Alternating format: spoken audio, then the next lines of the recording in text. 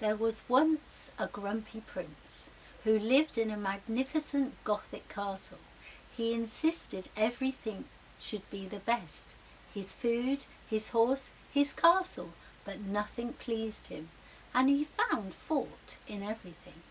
One day a powerful witch disguised as a beggar knocked on the castle portcullis.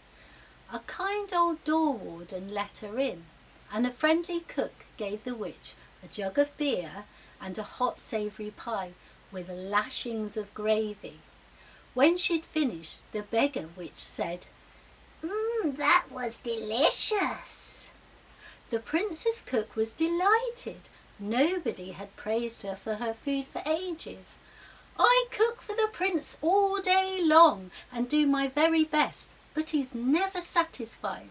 He sends my dishes back saying, 'That was rubbish, make it again, and this time it must be perfect.'" The beggar witch, with a belly full of delicious pie, decided to teach the prince a lesson. She pulled a small bottle of purple liquid from a secret pocket in her robes and handed it to the cook. "Put this in his meal, and your prince will not complain for a year and a day." The cook was not sure. It might be poison, she thought. The witch, as if she could read the cook's mind, said, "Don't worry. He will come to no harm, I promise. Maybe you need to think of yourself for a change. If serving this prince doesn't make you happy, then what would?" The cook poured the potion onto the prince's meal. Roast pheasant in rhubarb and rosemary sauce, in case you're interested. The prince ate it, dishing out a generous helping of complaints as he did so. When he'd eaten his fill, he turned to the butler and said, "Nothing." He'd meant to say how unhappy he was with the meal, but no words came out. He opened and shut his mouth like a fish. Not a sound, no complaints, no shouting, nothing.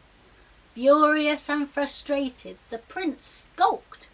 For a month he became grumpier and grumpier. The servants had fun pretending not to understand his silent, angry gestures. The cook ran away with the butler, and together they set up a pie ship. They sailed from harbour to harbour, selling their delicious pies. They lived a long and happy life on their wonderful pie ship, with nobody to scold them. After a year and a day, the prince's voice suddenly came back. He immediately started to complain in a silly, squeaky voice, because his voice was rusty. But then he had a dribble of inspiration. Maybe he didn't need to moan and criticise all the time. Perhaps there was no need to complain. The penny finally dropped. Dink! He realised moaning never really gets you anywhere, unless you enjoy being disliked. No one could say the prince stopped complaining and criticising completely, but thankfully he did it a whole lot less.